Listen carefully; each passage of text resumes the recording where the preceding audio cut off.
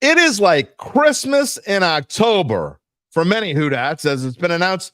Spencer Rattler, the greatest fifth-round draft pick in the history of the NFL draft, will start Sunday for your New Orleans Saints when they take the floor of the Caesars Superdome against the Tampa Bay Buccaneers. What's that, you ask? Do I bask in my own glow of sarcasm? Well, I got to get it out of my system before you all bring this show into La La Land with your dreams of fairy tales and pixie dust. We have no more time to waste. All I ask is, it's Thursday. Allow us to mix in some best bets. Okay? Cool? Well, it's all coming up next. You ready? On the Dattitude podcast. If you're looking for the latest scoop and in-depth interviews on the Saints, the NFL, the Pelicans, LSU, along with the best bets of the week, then lucky you. Along with high-powered, in-the-know guests who cover our teams, Jim Derry brings plenty of Dattitude. And he'll always tell you the way it is, or at least the way he thinks it is.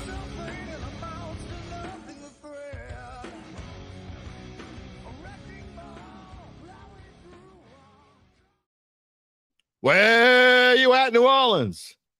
And hello to all my friends elsewhere, everywhere, out there, who've dusted off their knees, thanked and praised God, and are ready for the Rat to throw for 350 yards on Sunday with 3 touchdowns while mixing 2 on the ground.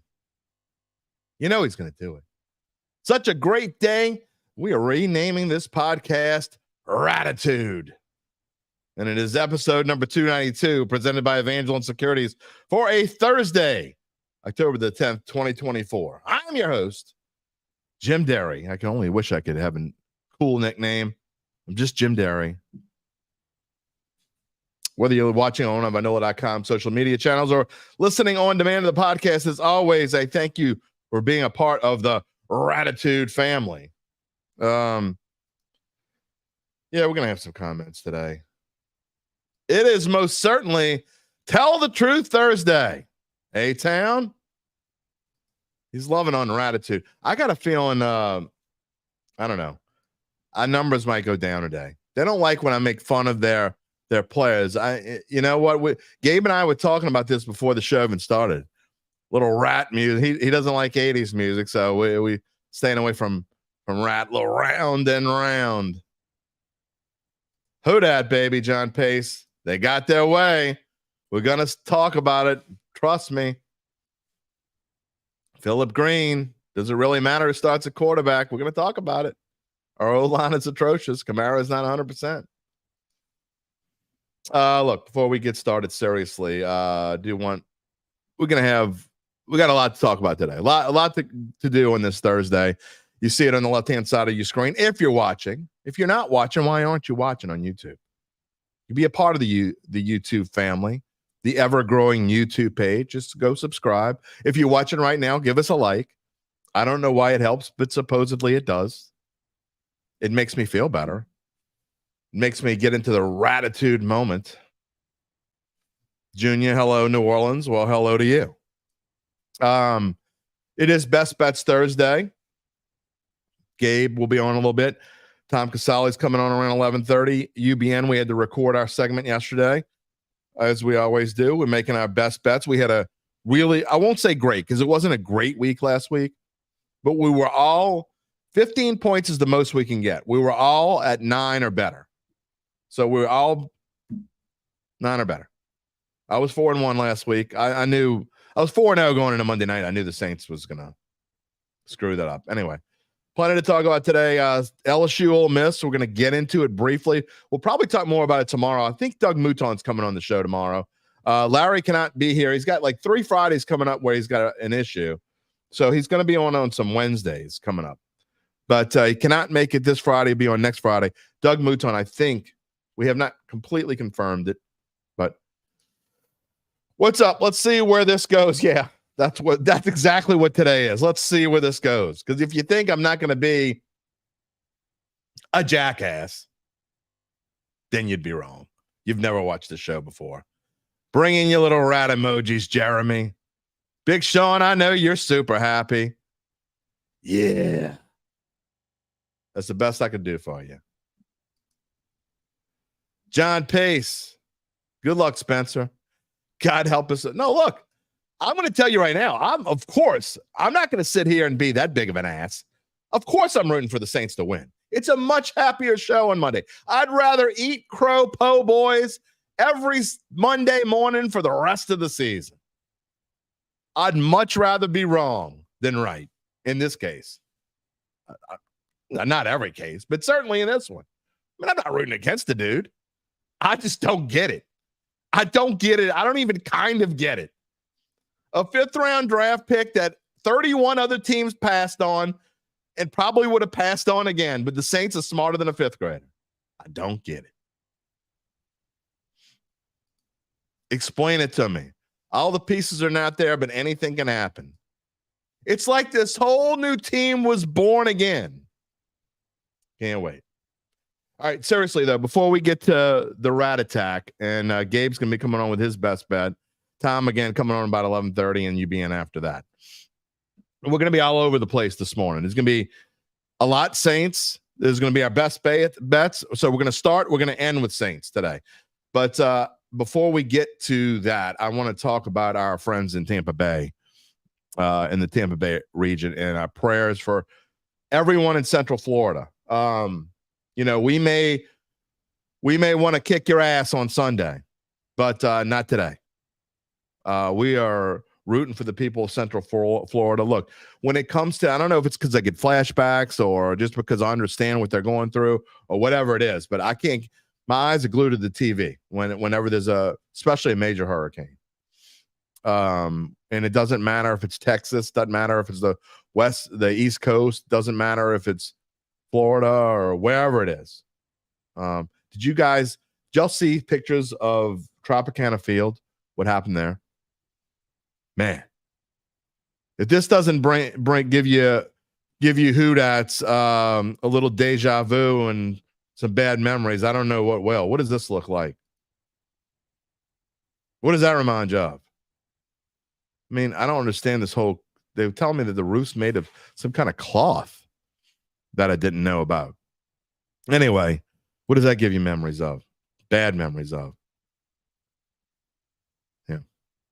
I mean, and if you can't see it, if you listen to the podcast after, you know what it looks like. I don't need to show it to you. Even if you haven't seen it, you know what it looks like. So, I mean, I'm not showing anything that you guys haven't seen. Our prayers go out to them for sure. Anyway. Michelle I don't know if it's Barbado. Is it Barbado? I'm usually good with names. I usually can figure out names. We're about to get roasted. Go Bucks. Come on, man. Come on, girlfriend. Really? I mean, look, even if you're on my side and think that Haener should be the starter this week, which I do. I mean, I've made it pretty clear. I think it should be Haener. I think Haener's earned it. I think Haener deserves it. To me, this tells me that the Saints think that this is just going to turn into a clown show, because I think that's what this is going to turn into.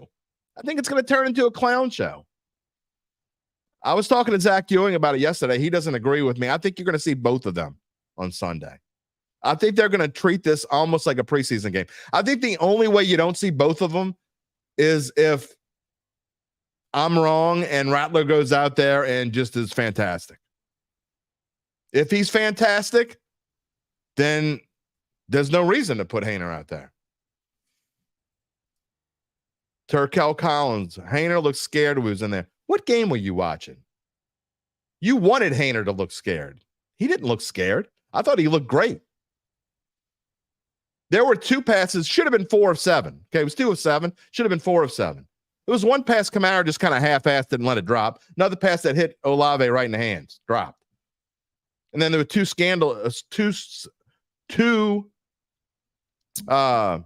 Jesus, having brain farts this morning. He ran out of the pocket and got out of trouble twice. How about that? Philip Green. Rattler was the quarterback drafted by the new offensive coaches. He's their guy. I don't necessarily believe that. I mean, maybe. I'm not saying that's not true. I do think that probably Dennis Allen sat in a room and probably listened to all the arguments, and I would be willing to bet that Dennis Allen made the final decision. I don't know. But he probably sat in there and listened, and Kubiak obviously had great input. By the way, I've already told you, if you've not joined our YouTube page, please do so. We would love for you to be a part. You can only be a real part of the Dattitude family if you join the YouTube page. Okay? You'll have access to all of our short takes. Know when we go on the air live, which is every weekday except Tuesday, 11 a.m. Again, on the air live every weekday except Tuesday, live at 11 a.m. You can also, of course, watch us on demand afterwards. And you can get us wherever you get your podcast. You can get in touch with me on X at Jim Derry Jr. or via email, jderry@theadvocate.com. Getting a lot of emails lately. But here's my question. Here's my number one question of the day that I have not seen anyone really answer yet. Charles is still scratching his head at this decision. Charles Mangus. Here's my decision. And either way, okay. So my son texted me. He's loving this. And I told him he'll crawl back into his hole. If Rattler sucks, it won't be Rattler's fault. He'll go, oh, no, I don't expect him to throw for 350 yards. That's why I use that number. Just full of crap. But here's why is it, this is like almost like a political decision. Why does it matter that much to you? Why are you like screaming from rooftops? And if you get what you want, you're getting what you want. So not if you get what you want. And I want the honest, I want you to comment on this. You Rattler lovers out there, there's plenty of you. Big Sean, I want you to tell me the truth. And Randall, tell me the truth. But first of all, bullshit, Randall. Dennis Allen is not praying to the heavens that Rattler saves his job.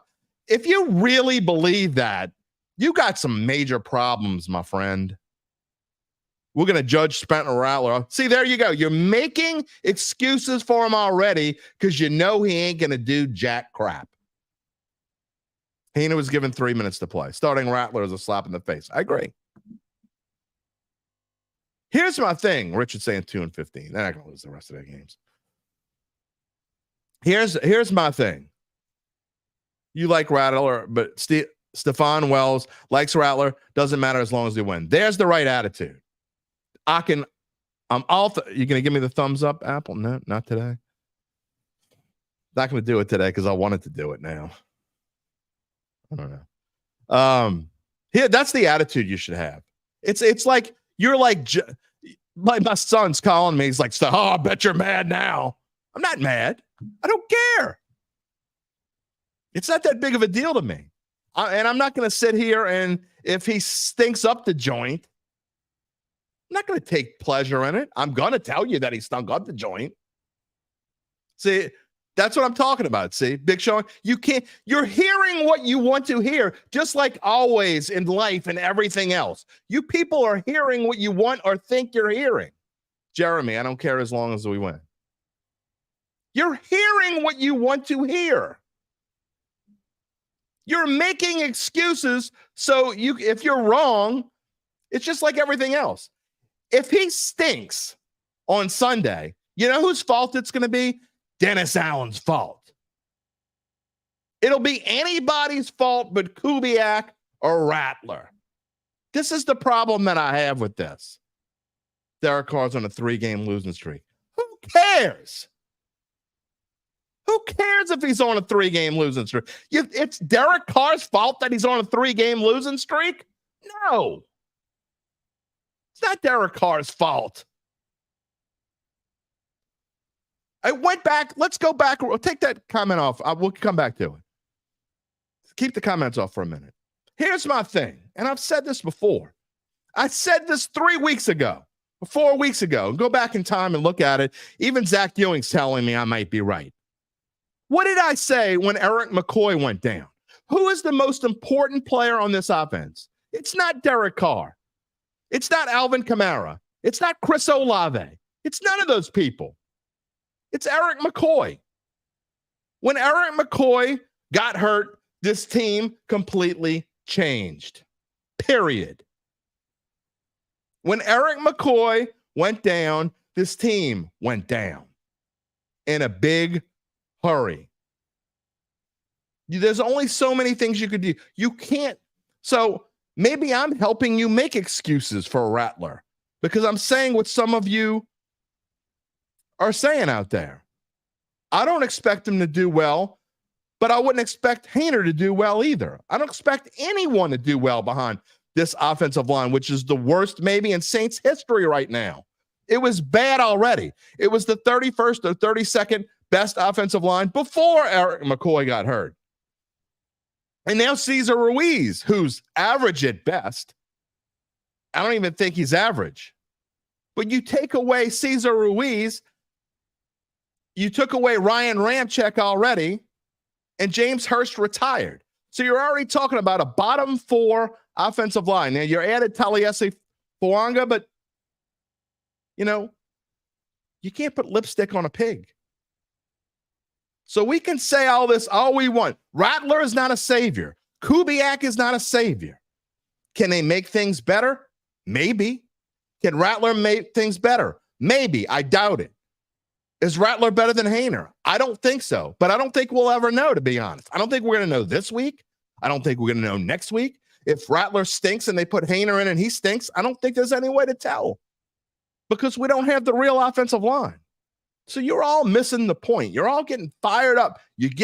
Some of you don't want Rattler, some of you do, but I guarantee you, my point is, all the Rattler lovers out there, and I see the comments, we're going to start showing them again in just a minute, but all the Rattler lovers out there, if the Saints suck on Sunday, it'll be anybody's fault but Spencer Rattler.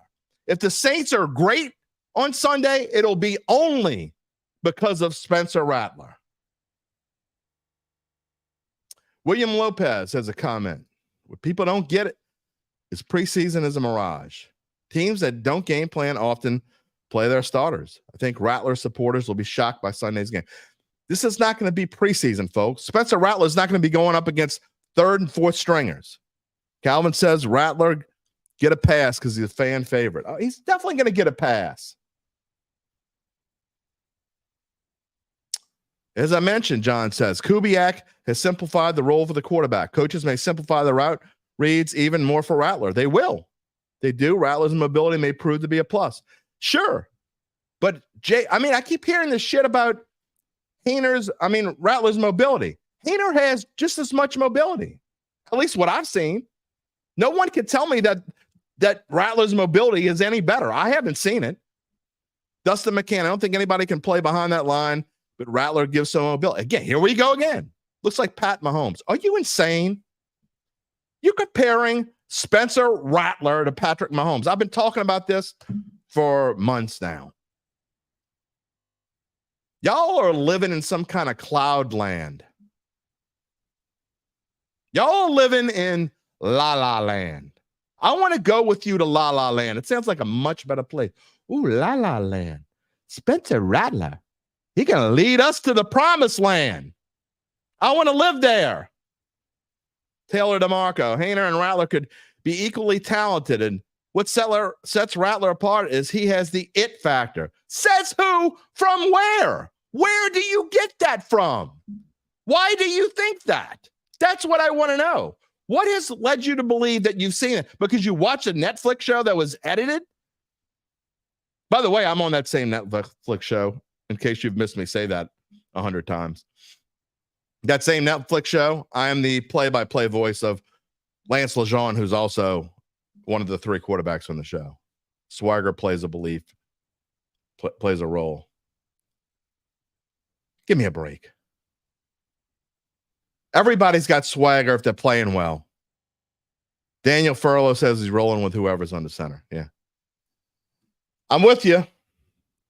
Carr is far from the problem. We haven't even talked about that part. All right, hold on a second. Before we get to Gabe, because we're going to have to get to Gabe, we got Thomas coming on in about 10 minutes. And again, we're going to do our best bets, and I'm going to come back to the Saints. So don't go anywhere. And I'm telling you, whether you bet or don't bet, our best bets, I told you when we got to October, we're going to start getting on fire. We are. But we got plenty to talk about today. I'm trying to cram it all in one show. The Dattitude podcast is not done, even when we get the best bets. I'm telling you. Before we get to Gabe, let me continue the story about our friends at Evangeline Securities. I was looking through their website this morning, really. It reminded me who Evangeline really is. I go there every now and then, not just to change up the commercial or whatever, or the read, or however you want to look at it. I want to get a better sense of who our signature sponsor is. Our title sponsor, I should say, I guess. If you're thinking about selling your family-run or privately held business, then you know who you should get in touch with, because we've been talking about them for months. One sentence from their site really stuck out to me, and it's, quote, our professionals utilize a robust auction process via our vast institutional. These are big words that I have to read. I would never come up with this. You know that I didn't write this.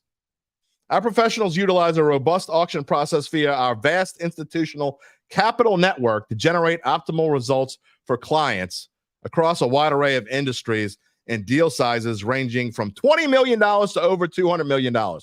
In my West Bank tunnel vision, the only thing I saw, 20 million, 200 million. That I can understand. Just saying. There's no guarantee your business is worth that much, but before you can even begin the selling process, you need to know. You need to know how much it's worth. And no one can help you better than Evangeline. I'm telling you. They're founding and managing partners. Spam again. They're founding and managing partners, Nick Brady and Ron Hemelt, will schedule a complimentary evaluation, and then you can decide if it's right to proceed. More on this later in the show. In the meantime, you can check them out at www.evangelinesecurities.com. That is www.evangelinesecurities.com. Demetrius is right. We'll need a turnaround from the defense to win.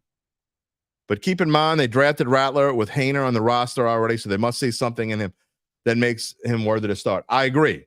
I don't disagree with that at all. That's a logical explanation. Not because he's better and he's got the it factor. Get the hell out of here. That's a logical explanation. Mark Zatanovich, we already been talking about your favorite 80s hairband. You missed it this morning. Gabe says, as young as Gabe is, he says he would rather 60s and 70s music. Interesting. Let's bring him in. Maybe he can explain why. Well, so why do you like 60s and 70s music?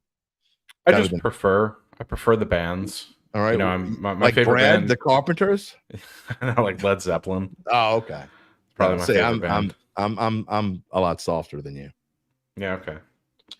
All right. Well, let's get your take on. Well, like we got so many comments this morning. We're getting to the point. This show is getting to the point. I hate to say this, where before we showed every comment, we just can't anymore. So I'm sorry if we don't show it. It's not because I'm missing it on purpose. We're just getting so many, we just can't show them all anymore. But Gabe, what's your take on this whole thing? I think I really gave my take on it the other day. Does it matter? No, it doesn't. But it doesn't. It doesn't matter. Like. Spencer. You know, this is I equate this to what you're doing with Drake May. Yeah, you're throwing a rookie quarterback offensive line that is the worst in football. Yeah, you are, and so you're setting them up to fail, which is one thing that the reason why I'm really not getting on him, and the same reason why if he stinks Sunday, I'm really probably not going to get on him. Now, I will say again, I'll probably say, you know, a little bit of "I told you so," but at the same time, I don't think either one of these quarterbacks would succeed behind this. Valerie Lynn says, by the way, she loved Chicago from back then. I've seen them in person, Valerie. That's how old I am. It wasn't in the 70s. I was just a young pup in the 70s. But I have seen that. Why does my phone keep ringing? Jeez, they wait till I go on the show. Mark says there's going to be a learning curve. Yeah. Yeah, I mean, I get an extra year of experience, but it's really tomato with the two. Yeah, so behind this offensive line, you're just not going to succeed. You need someone special, especially given the injury report from this week. It's just, I would prefer not to throw a rookie out. I think the one thing I can agree with all of the commenters on is Spencer Rattler probably has more promise than Jake Haener. If you look at it, he's got a better chance of being Why a future though? starter. He's shown more in college. He was a rated recruit. I mean, we forget Jake Haener was what, a 4th-round pick? No, I think he was. I think he was Well, I'm 4th. gonna look it up. Go ahead. I'm gonna look it up. I believe he was 4th. So there's really not much of a difference between. Rattler was a higher rated recruit he went to better 4th schools round in pick, you're right. college. Yeah. But better schools in college, higher rated recruit. So there's more upside with him. So, but I would just rather not throw him out there to the Wolves right now, because that's essentially what you're doing. And it's not. Maybe it's the opposite of what someone said earlier. Maybe Dennis Allen's throwing him the Wolves, though you'll look like crap, and then he'll can say I told you so, and now we're going back to Haener. I don't think that's the case. I don't want to try to get in Dennis Allen's brain, but he's certainly not. There were comment earlier that he's hoping Spencer Rattler saves his job. Dude, get the hell out of here. He's not hoping Spencer Rattler saves his job. Put it this way, I don't think Dennis Allen gives a, no pun intended, rat's ass what anyone thinks. I like that. About who he should start at quarterback. I don't think he would ever make a decision to say, hey, here you go, guys. Jake Haener really is the better of the two, especially given that he's on the hot seat right now. I don't think an NFL coach would do that. This is an interesting comment from Kerry from earlier. I feel like the best quarterbacks in the league can extend the play with their legs, and Spencer Rattler gives you that. But again, Kerry, why do you think that Spencer Rattler's legs are better than Jake? I don't understand this. Jake Haener, to me, had just as much success getting out of the pocket as Rattler did. And I don't think we saw enough to decide either one. Big Sean saying there's only one way to find out. You're right. There is. That's true. I agree with you. Mark says Penning's going to look out for him. Oh, my God. All right. What do we hold on? What evidence do we have that Spencer Rattler's a good mobile quarterback? That's my point. They're going by what they see in preseason and what they saw at South Carolina. And honestly, he didn't run. What did you see at South Carolina? I don't know. Let's see. He averaged 1.1 yards per carry his senior year. He never had more than 160 rushing yards in his career. Yeah. Well, what are we doing? I have no idea. Let's call up his stats right now. Let's see if I just looked them up. He never had more than 160 rushing yards in a season. He had in 48 games. Okay, 48 games. He rushed for 410 yards. That's less. Even my Sean math tells me that's less than 10 yards a game. So where the hell did you get that his mobility is better? Spencer's 40 time is 495 and 4.95 cars is 4.64. I don't know. I mean, I don't know their 40 times, but I just don't get it. I don't get it. Where did we start with this Spencer Rattler's a mobile quarterback? I don't know where that came from, to be honest. And keep in mind, okay, I will say, Michael's comment, he ran 98 times for 104 yards. The one thing that is skewed with college stats is they do include sacks in there in the rushing yards. But even then, 160 yards being your most. I mean, put it this way, Jaden Daniels rushed for over 1,000 yards last season. Yeah. That's a mobile quarterback. Michael Northwick, yeah. I mean, 98 times for 104 yards at South Carolina. Anyway. All right, well, we got to get going here. So we're gonna be back on this. I may even bring you back later, but give me your best bet of the week before we move on. So I'll give a few. You won yours last week, right? Yep. Yep. I had Atlanta. I dipped into no, because I almost won two in a row. I had two out of the last one. Yep. So I'm gonna dip into the Thursday night football pool again. UBN's going to be happy with this. I haven't seen him comment. Don't know if he's watching, but he'll be happy with this. I like the San Francisco 49ers first half spread. They're 2.5-point favorites in the first half.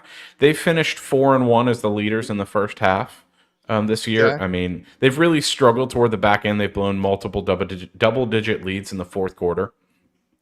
And Seattle is just not a great team. They're not a great team in the first half either. They're 2-1 in first halves this season. So I really like the 49ers to come out the gate hot and be leading at half, but I'm not confident enough to take them full game spread, even though I do think they'll win on the road. I don't like picking picking against home underdogs in division games. I hear you. So that's my best bet. Well, go ahead. I have semi, not full out crossfire, but semi crossfire for you later on. I'm not gonna give you a spoiler alert. Just let you. By the way, just to circle back real quick, Patrick Mahomes rushed for 260, 456, and 104 in college in 3 years. So all better than Spencer Rattler. Jaden Daniels, his 2 years at LSU. Okay, Jaden Daniels rushed for over 2,000 yards. That includes sacks. But I wanted to look at someone who is thought of as a pocket passer but can scramble. Like Patrick Mahomes is not a dual threat quarterback, but Patrick Mahomes can scramble. And I think Jaden Daniels is a dual threat quarterback. Well, Jaden Daniels is a dual threat. I'm saying Patrick Mahomes really isn't thought of as one, and his numbers are markedly better than Spencer Rattler's rushing. So I just wanted to throw that in there to get rid of this whole thing. To circle back for two local angles, these aren't my best bets. I just gave out my best bet. These are just two things I like. I like the Bucks in this game. I don't think this is a great spot for a rookie quarterback. Oh, that's the wrong.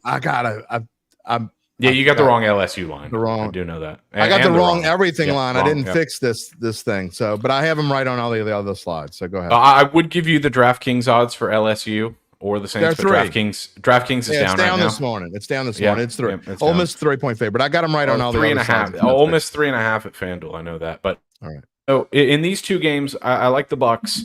I don't think this is a good spot for a rookie quarterback, especially against that offensive line. Cesar Ruiz was no practice yesterday. I believe Lucas Patrick also didn't practice. And that's just not, as you've mentioned throughout the week, not a recipe. I want to see who practices today, and then we'll bring you on tomorrow, and I'll let you give me a. And then as far as LSU, I actually kind of like the Tigers.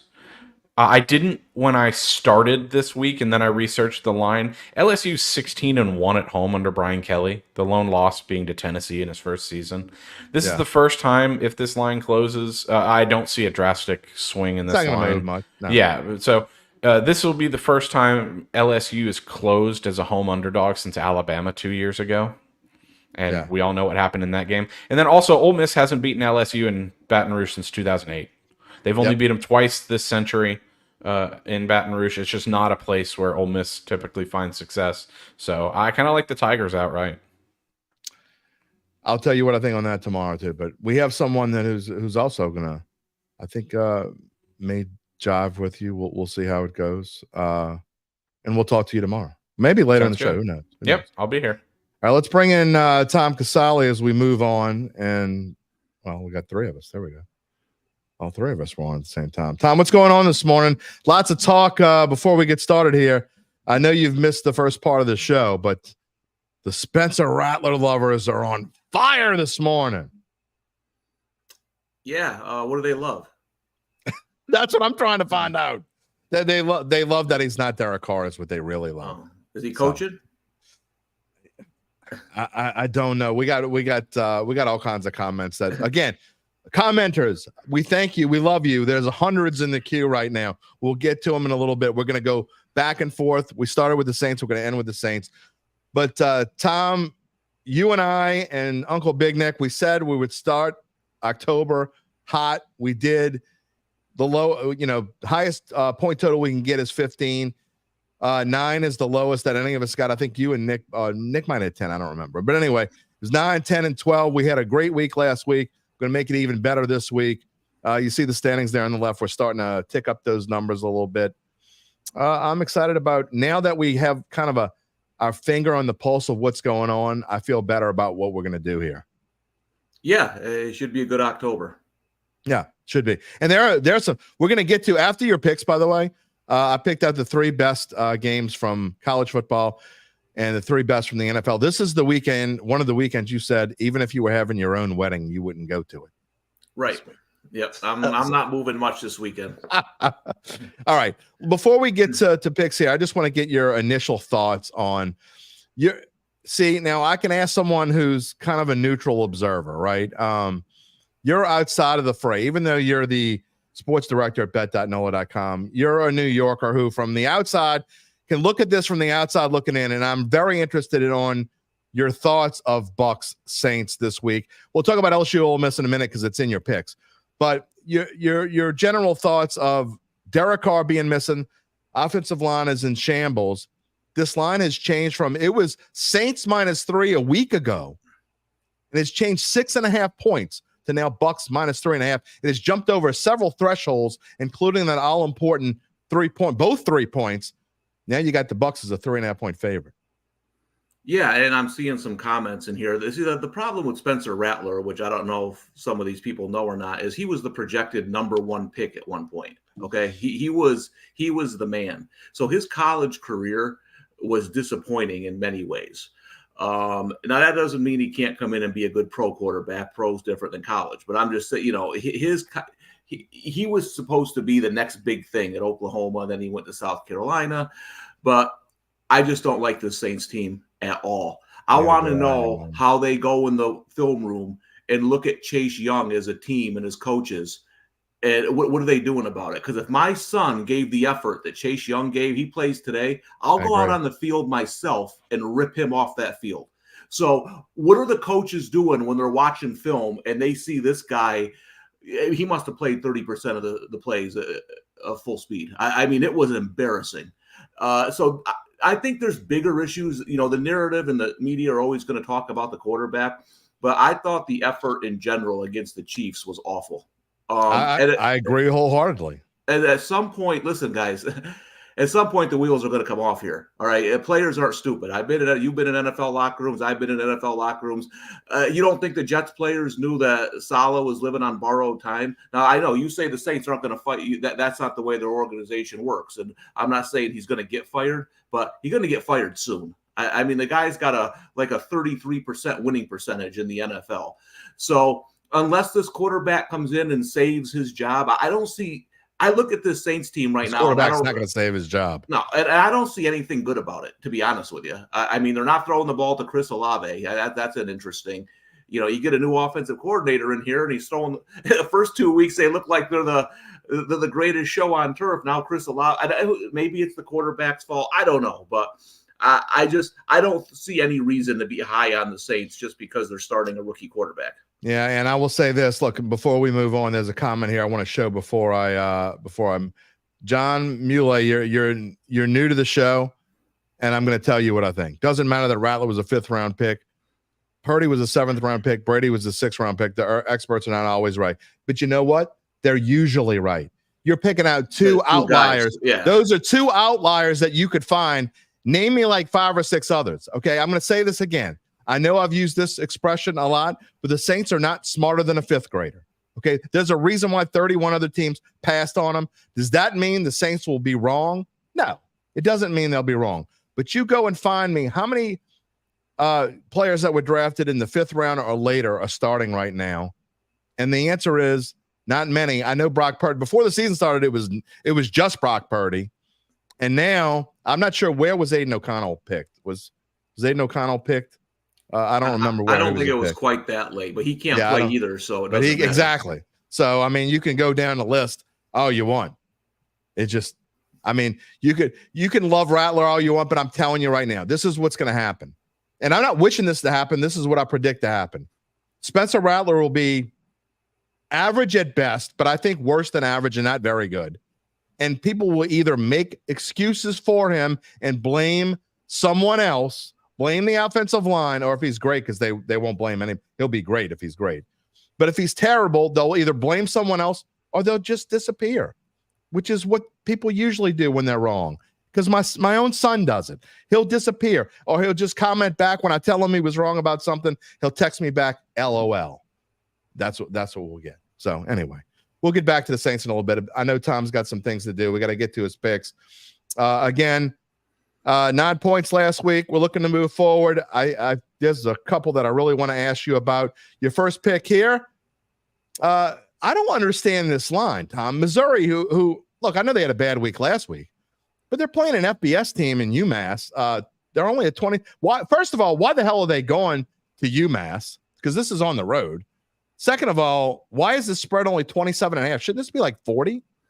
Well, that's the thing. It's UMass lost by 31 to Buffalo, and this is so here's a trap or something. Well, it's not a trap because Missouri got embarrassed last week. Now, if Missouri had won last week, I wouldn't touch this game. But that was one of those games I kind of toss out because for whatever reason, Missouri didn't get off the bus against Texas A&M. Yeah. I mean, some of my friends bet Missouri, and that game was over a couple minutes. It was over. And so I like the fact that they're going to come in focused and angry coming off an embarrassing week. And they know now there's no more screw ups, right? They can't screw around anymore. I just think you're going to get an angry Missouri team where if they had won that game last week, it would be a different story coming into UMass where UMass isn't going to beat a team coming off an SEC team coming off an embarrassing loss. They need them to come and not care about playing. And I don't think that's going to be Missouri this week. I mean, if this stays 20, I mean, I should have bet it already, but 27.5, that seems like free money to me. I mean, I think Missouri's going to blow the doors off of this team. And again, I don't know why they're going to UMass. Somebody has to explain to me why they're going to UMass. I mean, Missouri, you want to be in the SEC? You don't go to UMass. It's an odd game. It really is. It's very strange, and it's one I think you found interesting. Picked out of the weeds. I think we might have to jump on that. By the way, all you people in there, we're going to get back to you, especially you accusing me of Rattler hate. Just because I'm not on your side and spewing all this love and he's going to save the franchise doesn't mean I hate Spencer Rattler. Okay, you're missing the point. Okay, we're going to get back to you in a little bit. Right now, Jim. I'm up in. Listen, remember Tommy Cutlets?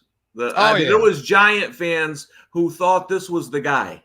Okay, and you know why they thought he was the guy? Because he wasn't Daniel Jones. That's exactly. It. Here's the thing: the Saints don't have a quarterback. You have to go get one. That's it. That's right. That's true. That's the end of the story. All right, your number 2 pick. All right, this is one that is the reason why I didn't talk about LSU before we got started here. You got the LSU Tigers getting 3 from Ole Miss. This line may fluctuate a little bit. It was 3.5. I could see it actually going back to 3.5 because I think there might be some Ole Miss money going late. But just tell me your reasoning here. I find this an interesting pick. I think this is a game I completely stay away from. But again, looking for an outsider's point of view. Yeah, well, I make this line pick. So I think getting 3 points is a little bit of value. And I like the spot for LSU. Ole Miss is playing their 7th straight game to begin the season. And LSU, I think in that off week, let's run the football. All right, what are we doing here? We have this offensive line. We got good running backs. And I think they spent – and I think that's how you're still going to attack Ole Miss. I know they went to the transfer portal and brought in – but you want to overpower them up front. Yep. So what I see this being is a close game, like they always are when these two teams play. But I just think in the spot with LSU getting 3 at home, it was worth a small play for me. Yeah, I like it. I like the reasoning. I don't think I'm going to play it. But I do like the reasoning, and you're absolutely right. LSU, look, they took their bye weeks at very strategic times. They took it before Ole Miss this week, and then their next bye week is before Alabama. Mm-hmm. Both of these games at home, I think it gives LSU a little bit of an advantage. Like you said, Ole Miss has not had a week off yet. We thought they would come back and play strong last week.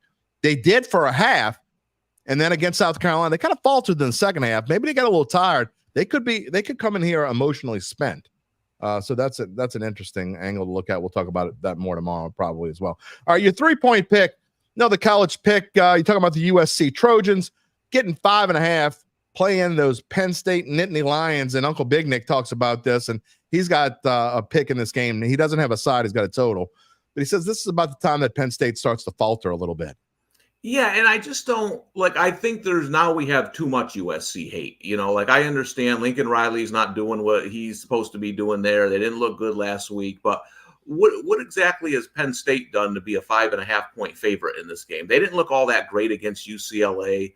And I just worry about their quarterback and their offense on the road trying to cover a number like this. And I think the one bright spot for USC this year has been their defenses look better under the new coordinator from UCLA.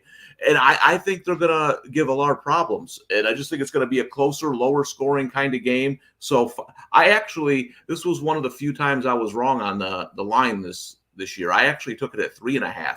when it came out because I thought it was going to go towards USC, but it ended up going towards. So you're getting more value here at 5.5. Yeah, I like this pick as well, and I think this is a closer game. I don't want to give away Uncle Big Nick's pick, but again, he's on a total. Let's just say that he might agree with you a little bit.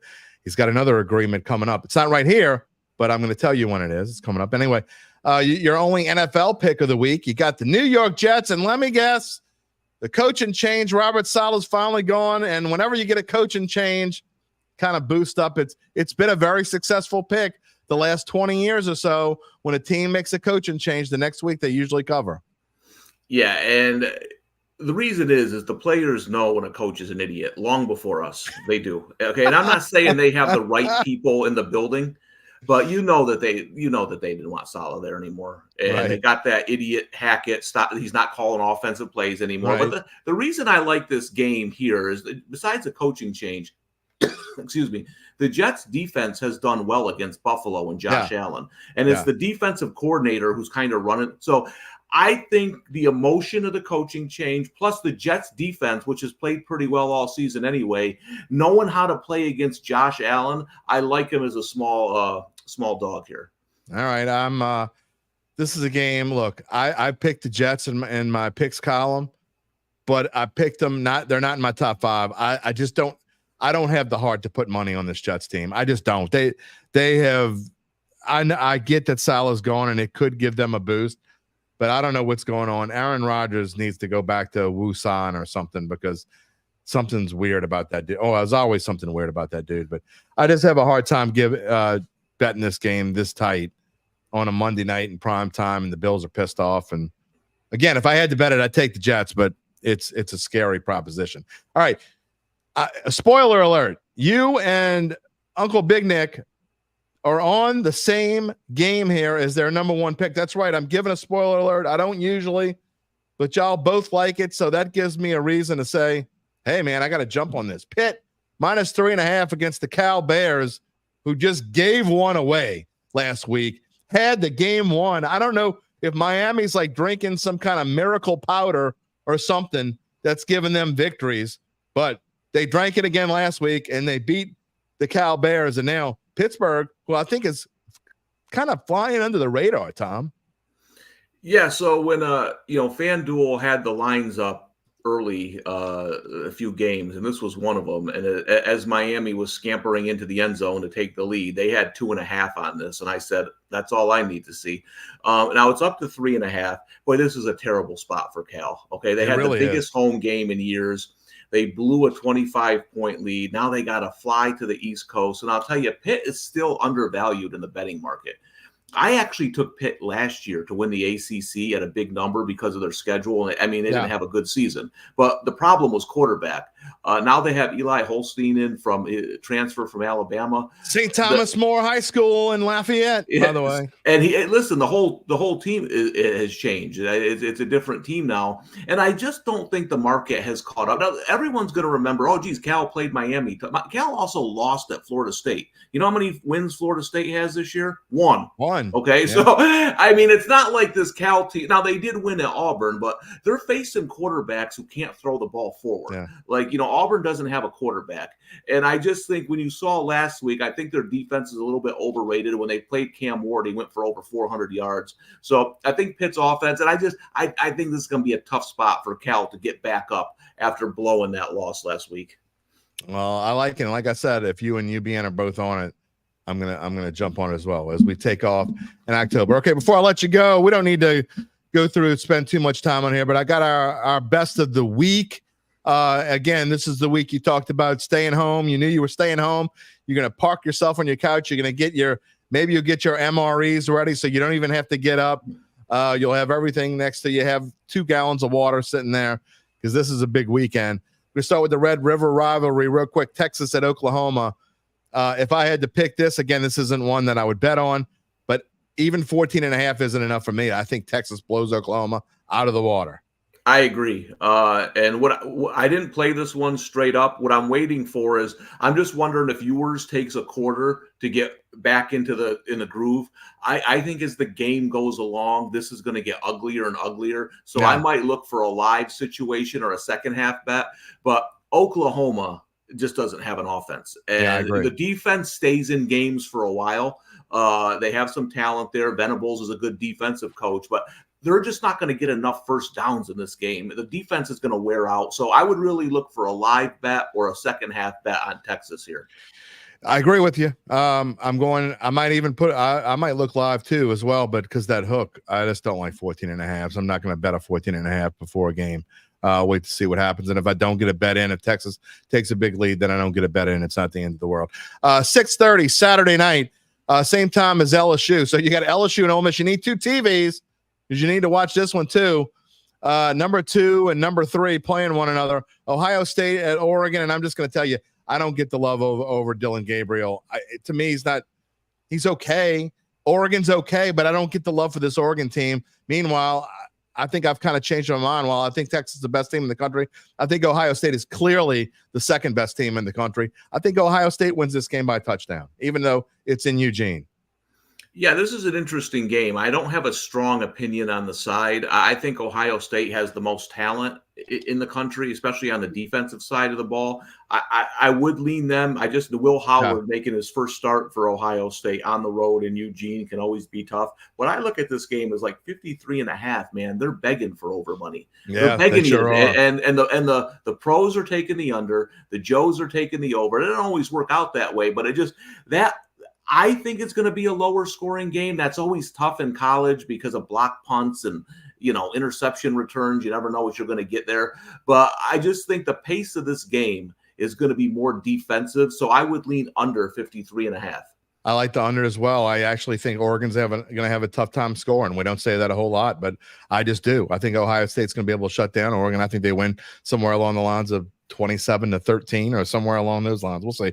Anyway, I think Ohio State's clearly a better team. We've already talked about Penn State and USC. I want to move on to the pros. And, there really aren't a ton of great games this weekend. I threw in Arizona, Green Bay, just because there really wasn't much else to talk about that we haven't talked about. So I think we'll skip that. But we got Washington, the Commanders. To me, I don't have this in my best bets, Tom, but I think this is kind of where the wheels maybe come off a little bit for Jaden Daniels. As great as he's been and all the hype that's been talked about him, I know they're 4-1, but when you go to Baltimore and a team that's kind of been fighting since they started out 0-2 and the way they're playing right now, I just think this is a Lamar Jackson game where he says, you know what, kid? Let me show you a little something here. I like the Ravens here.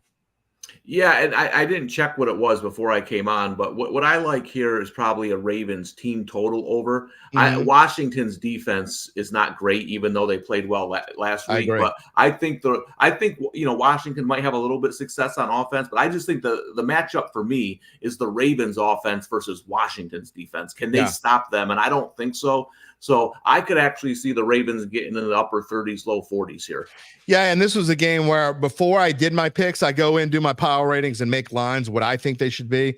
And this is one where I assumed I was just going to take an over, but I don't want to be with Aunt Mabel and Drunk Joe because when I saw it was that high, it was actually 52.5. It's dropped to 51.5, but that's a little too high for me. It's not one I probably will still play the over, but it's not one that I want to advocate just yet because I agree with you. I do think the Ravens will be in the 30s. I just don't know if the Commanders can get into the low 20s. I just got a feeling they're going to get blown out of here and be brought back down to earth. It's a reason why I just don't want to play this game, at least not right now. Okay, Arizona, Green Bay. Look, I think this line is pretty close to right. Real quick, Tom, Arizona has been hit and miss. They made a nice comeback last week against the Niners, but to me, I don't know. I just like the way that Love is playing. I think Green Bay is one of the best teams in the NFC, if not the best team in the NFC. The Cardinals might have a rude awakening, but I don't have a great feel for this game either way. Yeah, I don't either. I agree with you. Like I took Green Bay last week because I thought the Rams were good fade material and Love had a week coming back from that injury. So I do expect the offense just to continue to get better. The Cardinals are one of those teams that are kind of tough to gauge because they can play with anybody, but then they can play sloppy. So I agree. I think there's better games on the board than this one. Yeah, and then the final game of the week, your Dallas Cowboys, who found a way to win. Dak was awful last week, and they still found a way to win. Maybe just because Pittsburgh can't move the football or whatever it is. But this is a whole different story. Jared Goff, I'm not a big Jared Goff fan, but he's very good indoors. I got a feeling with a week off that he's going to be really good in this game. I didn't put it in my best bets, but I do like the Lions here, and I think they win by I don't know, somewhere around a touchdown. Yeah, listen, last week I think the Cowboys faced one of the only teams they could beat with the defensive problems. They were able to put pressure on there with some blitzes and stuff, but the Steelers offense just really, it's not dynamic. So the Cowboys could get away with some things. I don't think they're going to be able to do that. I don't love the line here, but I do agree that the other thing too is you got to remember the kind of coach Dan Campbell is, and remember what happened last year when these two teams played. The Lions, that 2-point conversion that they said they didn't report. And you got a feeling that Dan Campbell had this game circled because he was really upset after that game. And listen, I think the Lions are the better team. I think the Cowboys have too many defensive issues. I don't love the Lions laying 3 on the road. That line scares me a little bit, but I do think they win the game. Yeah, I just don't think Dallas is as good as some people think they are. Maybe they'll get better, but I don't know what is going on with Dak. Some games I think he looks really good, and then other games he just kind of stinks up the joint. And again, last week he got away with it, and I had Dallas as one of my best bets. I had money on it, and so there was a time when I didn't think I was going to hit it, but ended up hitting it anyway. And but that's what happens when you're so one-dimensional, which is what Dallas is, and they can't run the football. So yeah, the one thing I'll say about this game is see if they adjust the Tolbert receiving yards. I had that last week at 33.5. Okay. They've been waiting for him, especially with Cooks on IR now. With Cooks on IR, because I don't expect this to be a defensive battle. So the Cowboys might be. Listen, they ain't gonna run Dowdell like they. I don't know what that was. So I do just keep. They'll catch up to Tolbert's receiving yards soon, but I haven't looked at it yet. That could be an interesting play in this game too. It's just me every time he catches the ball, and not everyone's going to get this reference, but I have. Is that you, Tolbert? Is that you, Tolbert? I just say it every time he catches the ball. Listen, I got my kids going around the house saying it every time he catches a ball because I just can't help it. I just can't help it. I've been saying it so much now. My kids are saying it. All right. Well, we'll talk to you next week. Let's stay on this little hot streak, Tom, and see what we can do here. All right. Good luck this weekend. All right. Thank you. All right. Tom Casale, sports director at bet.nola.com. We're going to get to Uncle Big Nick in a minute, but we got so many comments. I haven't even just go ahead, Gabe, and throw a few out there. They're like talking among the Rattitudes are talking amongst themselves. Gabe, just pick a few out before we move on to Uncle Big Nick, because I'm going to intersperse Saints in here, and we're going to finish. Again, I'm going to finish with Saints before we go off the air here. There's so many people talking and chatting amongst themselves. It's just crazy. I'm not hating on the Rat. Y'all are just nuts. Y'all are just goo guy. And then you're like bitching about Carr again. What is wrong with you people? Again, I'm telling you, the people who are sitting there bitching about, he's like hurt. There are people actually on social media, by the way. I've been reading stuff about people thinking that Carr's faking injury. What is wrong with people? What is wrong with people? A-Town, does anybody remember Ian Book? Oh, this ain't Ian Book.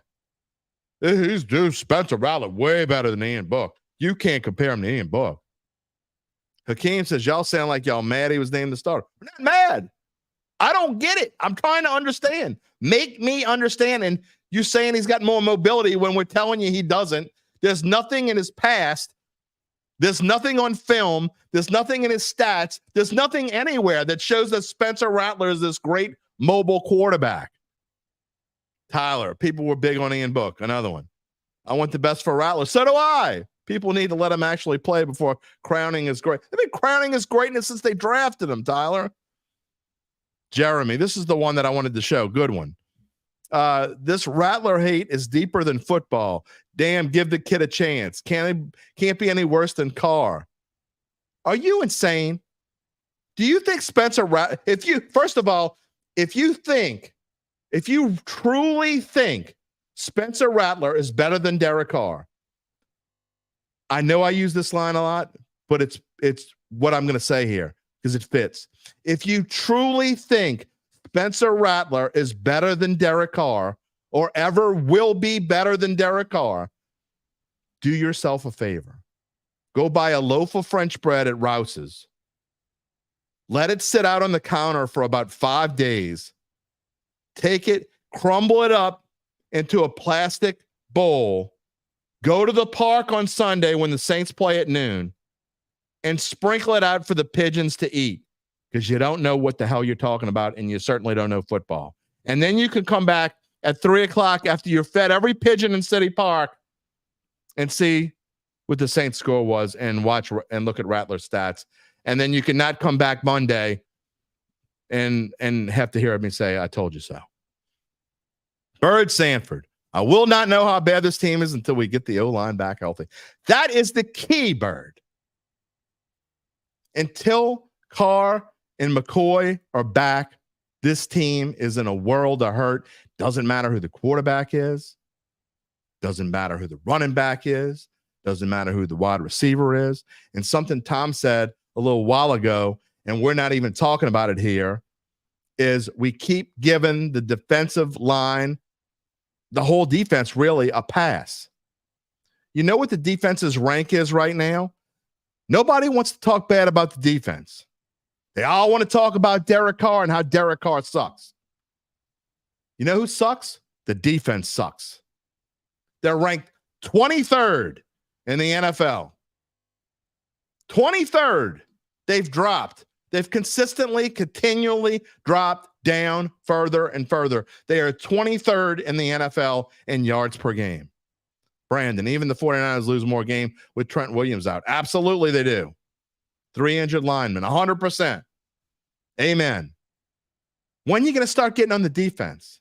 And yeah, that's Dennis Allen, 100%. I'm not taking up for Dennis Allen. That's Dennis Allen's baby, the defense. And part of what Tom was saying, that people aren't giving 100% effort, I'm starting to see that. What did we tell you a couple of weeks ago if they started losing, what might happen? We might go back to what happened at the end of last year. If anything's going to get Dennis Allen fired in the middle of the season, and I don't think he's going to get fired. Tyler, we have a DL, a defensive line. You tell me. Chase Young's been horse bleep. John Pace, he wants to talk about the defense. They need to step up, sloppy play. Paulson Debo has been burned more than I burn my toast in the morning. Carr is 11-11 as a Saint. Carr's also had, stop blaming Derek Carr. The last 2 games he hasn't had an offensive line. So he's 11-9 minus that offensive line.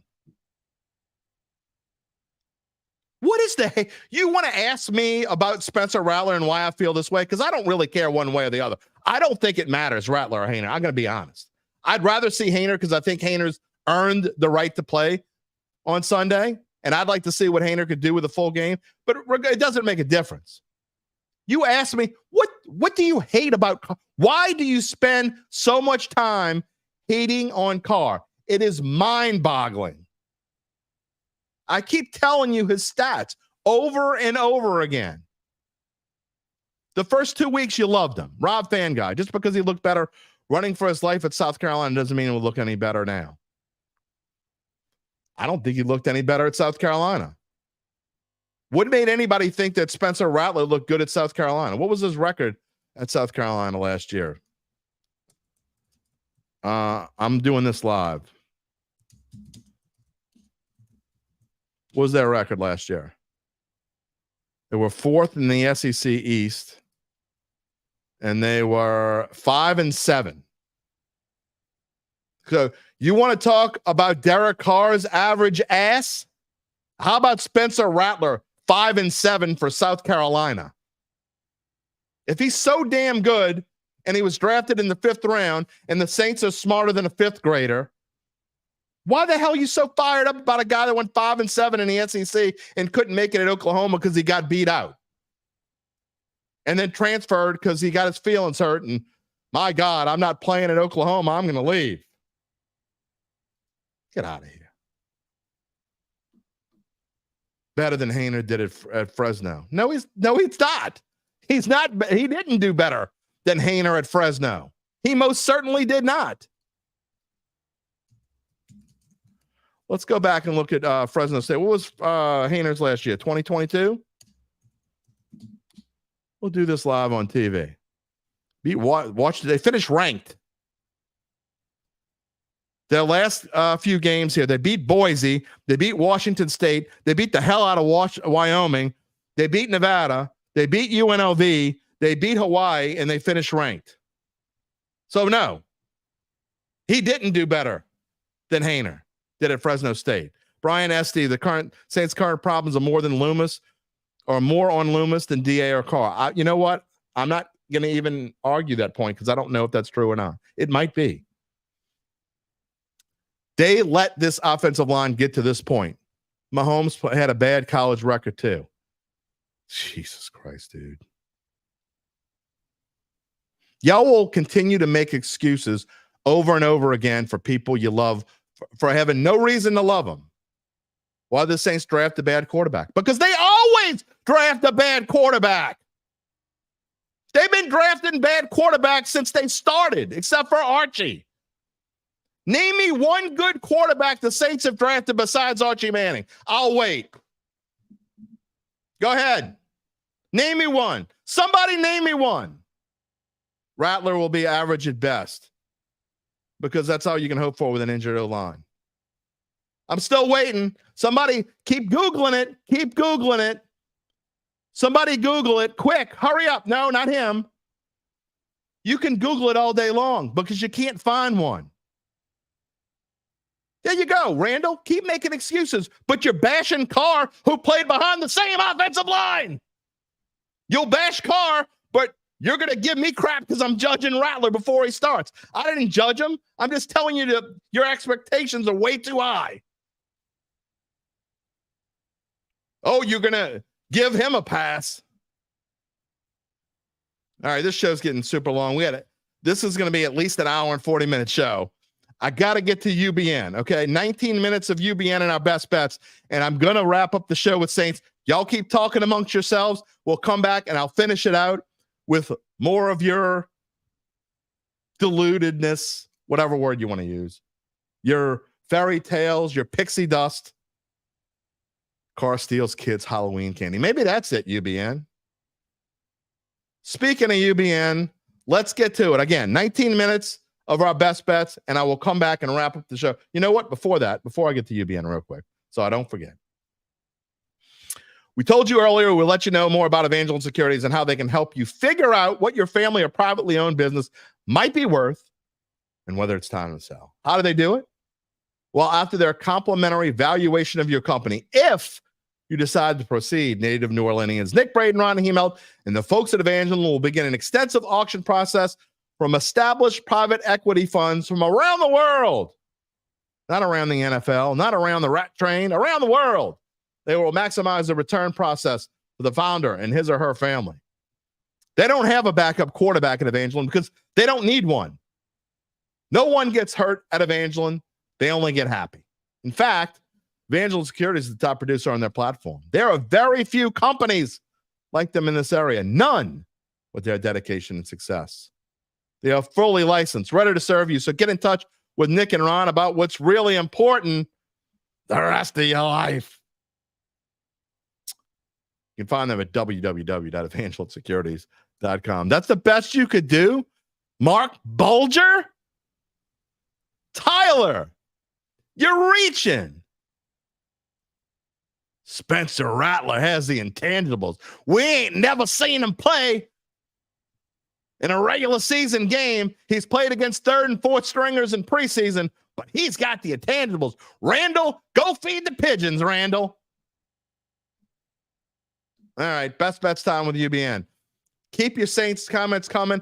If I like them while I'm listening to UBN, maybe I'll show them on the screen. This was recorded yesterday.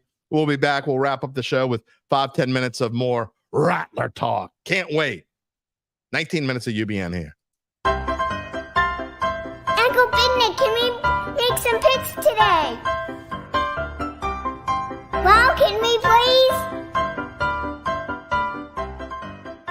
I don't know what gets me more excited, that song or Spencer Rattler starting for the New Orleans Saints.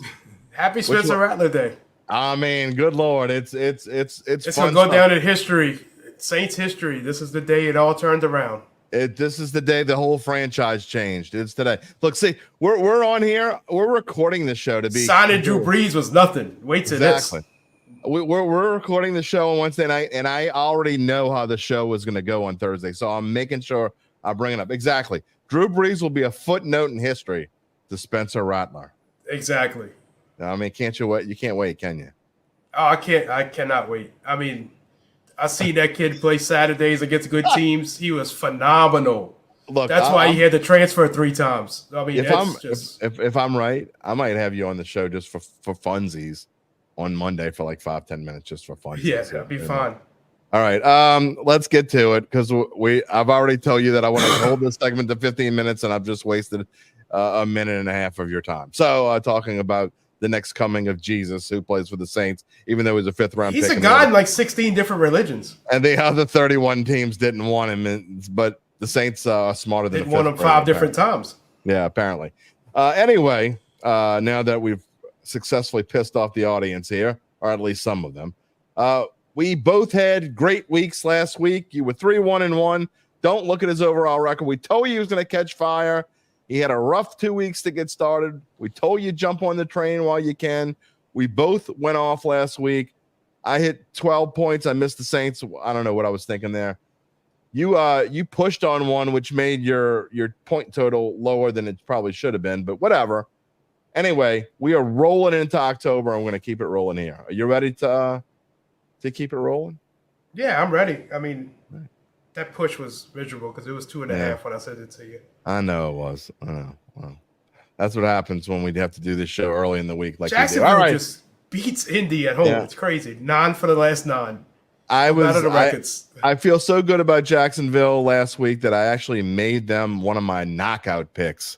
That's how sure the 0-4 Jaguars. I made them a knockout. I would have knockout. I had Frisco. Oh, Frisco was one of my 3, and now I'm down to 2. All right, here we go. Moving on. First pick. You moved this down after you found out the line movement on this has been crazy. You started at Kentucky under 46. It's now 44.5 with Vandy. I know it's not going the way you want it to go as far as the line movement, but you still got it as one of your top 5. Yeah, I mean, the first thing I did when I seen Vandy beat Bama last week, I said, all right, who they play next week? And then I seen they play Kentucky. I said, well, let me wait for the line. The line's like 13.5, 14. I'm not touching that with Kentucky because I don't know if they can get margin in this game. The one thing I do know is Kentucky plays defense. They play a hell of a lot of defense. I mean, the last 4 games, they gave up 41 points. And okay, who did they play? Okay, they played Georgia. They played Ole Miss. They played Ohio. And also, they played South Carolina. I mean, that's 3 out of 4 good teams. Hold up that many points. They held Georgia to 12, Ole Miss to 17. Yeah. I mean, that's just insane. This defense is legit. And Vandy coming off that big win, I can't see them scoring points. I know they scored points against Bama, but Bama's defense is not what it used to be. Yeah, I still like it at 44.5. I don't. Me too. I don't like that 1.5 movement, so that's why I moved it down. It's just everybody's on the under. And I don't like that, but I had to go. I had to put Vandy somewhere in here, fading them, and this is where I'm at with it. I got a couple picks where everybody's on that worries me too. We'll get to them in a minute. All right, I'm going to start off here. The Denver Broncos getting 3 points against the Chargers. This actually is correlated to the total because the total right now is, as we sit here on Wednesday evening, is 35.5. And so if you're talking about a game where it's 35.5. You're going to give the home team, the Denver Broncos, 3 points in a game that's supposed to be, I don't know, 19-16 or something along those lines.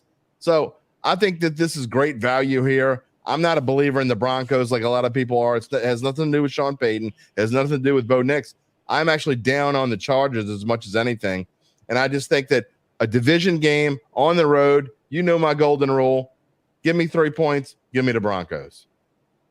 I like this pick, but I'd rather talk about why does Denver not wear them uniforms all the time that they wore last week?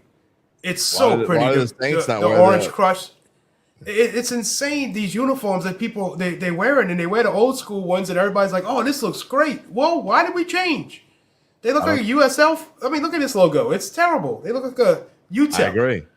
I agree wholeheartedly because you know what? you get bored and you're like, let's change, and let's not change. The Saints' best uniforms, honestly, are the ones they wore in 1967. They should go back Why to do the this. Saints never wear their Super Bowl uniforms? They never wear that combo, that gold pants with the white. I hate gold pants with the white jerseys. I can't stand the gold. Even though they pants wore with them the in the Super Bowl? I don't know. It Is doesn't like matter. in the shrine? I don't think it looks good. I don't think it looks when good. Rattler takes them to the Super Bowl this year, they can wear that again. In the Whatever Super Bowl. Rattler wears, that's what I'm for. All right, moving on. Don't get me started. You've been great with the totals. You got another one here. Penn State, USC. Tom's got USC. You just got the total here. Under 50.5. That does seem like a lot of points. That's a lot of points for a bunch of overrated offenses. I mean, USC played great against. They played great against LSU, but what have they done since? LSU, we see what their defense is. I mean, they haven't done much. This Penn State team, they have a really good defense, just like Kentucky. This ain't going to be a shootout game. I mean, if it's 24-20, I'm way under the total. And that's what I think this game's going to be. I was going to take Penn State, but Penn State's getting to that time of year where they just start fading away where they go to nothing. And I just love the under here. I just think these offenses are overrated. I think this total is way too high. I was on the Penn State under last week and hit it. I'm just riding that wave. I'm certainly not going to buck you when you're talking about a total because, like I said, and I hate unders in college football, and I got two. Yeah, well, you've been lights out when it comes to totals, and like I said last week, I'm not just saying it. He won both the totals last week, so if you're not paying attention, that's on you. But Uncle Big Nick, forget the record, forget the point total. He's hitting his totals. You might want to jump on the bandwagon while it's still going slow. All right, for me, I'm going to go Jags here, and this is an interesting line to me. Jags, Bears, Jaguars. They know how to play across the pond because they do it twice a year, every year. Meanwhile, the Bears have only done it twice. They haven't won across the pond since 2011.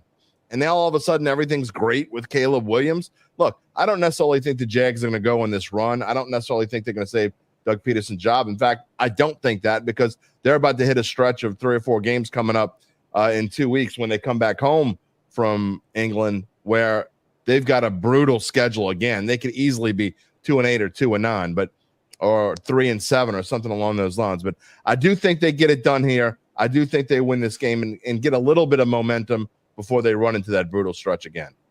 Yeah, I like the Jags here too. I mean, the Bears are riding this high, winning last week, but what have they done other than that? I mean, like you said, the Jags know how to play over there. They always win over there, it seems like.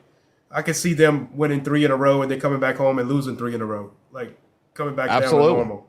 And next week they play New England, so I definitely like them next week. I think they win 3 in a row. Yeah, I think they both. Yeah, I think they win both games in London. All right, let's move on here. Your 3-point pick is your only NFL pick. You've been good about staying in your lane since that rough start, but you got to have one in there. It's actually one I really agree with. Oh no, I pushed it last week. It's not in my top 5, but I do like it. If anything else, because everybody now thinks kind of like Spencer Rattler. No, I'm just kidding. I'm not comparing Jaden Daniels to Spencer Rattler, but Jaden Daniels is the greatest thing since sliced bread. Now I love Jaden Daniels. I think he's a cinch for Rookie of the Year, but let's hold on a minute. He's about to play the NFL MVP. Yeah, I mean he looks up to Lamar Jackson. Lamar Jackson's his hero, and I think this is the game where I know you don't like Lamar, but I think Lamar just shows him. Hey, he's on my fantasy team. Go by God. Scored plenty of points. I think Washington gets knocked back down to earth here. I mean, everybody's on Washington. Everybody loves Washington, and they're getting 6.5 from Baltimore, this Baltimore team that doesn't have that great a defense like they used to. But I just think Harbaugh's going to have his team ready, and I don't think Jaden's ready for this spotlight in Baltimore to play this team right now. I agree wholeheartedly. I think Lamar Smith and company say, hold on, young fella. Yeah. We got something to show you. We're still the bosses in town. Yeah. I didn't put this in my picks here, but this might have been my 6th pick. It was 6th or 7th on my list for sure. I like this pick a lot. I probably will be betting it on Sunday. We shall see. It's about time for the Commanders to come back down to earth, by the way. 4-1, that's great, but I just don't think they're a 4-1 team. We'll see. All right, my 3-point pick. Oh, not to mention Lamar's 21-1 against the NFC. There you go. I even forgot about that. All right, close your eyes, Nick. Sorry about this. I don't know what's going on with the 49ers, but it's time to stop believing in them as far as betting goes. They're going to Seattle, and here's another instance of a division game on the road. You know my golden rule. You want to give Seattle 3.5. I probably would have stayed away from it if it was just 3. And if it goes down to 3, I probably will stay away from it. But I'm 4-0 5-0. I'm 5-0 on Thursdays. How about that for a jinx? I've just jinxed myself, and I don't care. I did it last week. 5-0. You just bet the first 3 quarters of 5-0 on Thursdays. I just like Seattle here. I think they bounce back. I don't know if Seattle wins the game, but I think you'll get the best of Seattle. And San Francisco, something's just going on with that defense. They're not playing well right now at all. They're not playing well in the fourth quarter. I don't know what it is. I mean, last week, Mason fumbled at the 5. He's going in to seal the game. That happened. They lost that battle against the Rams. Like I told you today, go call Salah. Get him back as defensive coordinator. They should. I mean, no joke. A nice little segue. Daniel Jones beat Seattle last week. Daniel Jones is the only quarterback in the NFC to beat Lamar. How crazy is that? But really? This San Francisco team just can't hold leads. They can't get margin. They get up far and then they just fade away. So I understand what you're doing here. Well, when they missed McCaffrey. Oh, for sure. And when I can McCaffrey was their closer. When I can find value with a 3.5 for a home team, I'm going to jump on it almost every time. And this is the perfect place for me because especially on a Thursday night. Yeah, I mean, if it were 2.5, I would have just stayed away from it. If it was 3, maybe I would have had it as my 1-point pick. But you're going to give me 3.5. I actually had this moved up. We'll see. I had to drop the 4 and 3 were 5 and 4, and I had to drop them down. We'll see why in just a minute. All right, moving on. Your 4-point pick. Whoops, sorry about that. That's not what I meant to do. I meant to do this. UCLA. Man, I'm going to trust you here, but I just betting on UCLA is like trying to hope the time bomb doesn't go off while you're holding it. This is the same kind of philosophy I had with Vandy. Minnesota just beat USC. And Minnesota hasn't traveled. They traveled to Michigan. That's the only away game this year. That's like me driving to the North Shore. They've got to go all the way to Cali now. They got to go all the way to California to play in the Rose Bowl. This UCLA team is not good, but they're getting better. Each week, Bellamy has them playing better on offense. I just think Minnesota's due for a letdown here, getting 5 points at home with an improved UCLA team. I just like getting the points here. You saying Gophers don't like California grass? Oh, I didn't say that. I mean, I just said they haven't traveled yet. Oh, okay. Well, they're going to travel this week. I'm not going against it. I'm just saying I don't think I can put my money on UCLA. I mean, we talking about UCLA. You know what their last 3 games were? LSU, Oregon, and Penn State. Yeah. Are they supposed to look good against them 3 teams? I guess they not. Finally getting a team that they can compete with. They're the dummies that scheduled that like that. So all right. I know it's crazy. All right, moving on. This was my top pick of the week until again I had to move up my now number 1 pick, but I really like this one, and I know that the public's all over it. UBN, but I'm going with it anyway. Pittsburgh Steelers -3 against the Raiders. Look, the Steelers, we talk about schedule. We talk about how Jacksonville's schedule is about to get tough. The Steelers are about to go into schedule purgatory. Okay. They know every game that they're like evenly matched with someone, and this isn't even an even matchup, but the Raiders just aren't as good as the Steelers. They're fighting mad after last week. I know it's on the road. I know it's in Vegas, but Vegas has no home field advantage whatsoever. And if this were -3.5, I probably would have stayed away from it. But I just think the Steelers roll here. And we like nostalgia. Last week it was Steelers Cowboys, reminded you of the Super Bowl. What does remind you of the old AFC Championship games? Pittsburgh Steelers, Oakland Raiders. I don't care. I'm taking the Steelers. I think they win big. Let me ask you a question. Sure. You think the Raiders score 20 points? No, I don't. Okay, the Steelers win. Yeah, that's your Justin Fields is 0-23 if the other team scores 20 points. It was 0-21. But either way, it's bad. No, he lost 2 this year, so that's 23. Well, he stinks. So I got a feeling I think Russell Wilson's going to be coming back sooner rather than later. Might be. All right, moving on. Your number 1, your top pick of the week is, drumroll please, the same as Tom Casale, the Pittsburgh Panthers. 3.5. You don't care about no stinking hook. 3.5 over the Cal Bears. You ain't believing it. You and Cal, man. What is it? I mean, UCLA, you like them. You don't like Cal. What's going on here? I mean, you haven't followed my path yet. It's the letdown train this week. Cal was up 17 going into the fourth quarter. Right. Game day's there, beating Miami, all on the high, just to let Cam Ward come back and rip your hearts out. Now you got to travel cross country to go play a 5-0 Pitt team who's playing really well. You got a 11 o'clock game clock in your head. I mean, it's a 2:30 start. That's really, yeah. It's really 11 a.m. for them. I can't see how they get up and can compete with this Pitt team after all that coming. Something to be said. Something to be said for you and Tom both picking the same thing. So there you go. And without talking to each other, and I have no idea his logic because I ain't heard what he said yet. Well, his logic's pretty similar. All right, look, Pitt -3.5 over Cal. I'm certainly not betting on Cal. That's why stop. I mean, under in Penn State and Pitt last week worked, so let's keep it rolling. Keep it rolling. All right, I am going a little. I got this game was on my list. It was my number 3 best bet, and I was given to, and then the line changed in 24 hours from -2 to +2. This might be my pick of the year.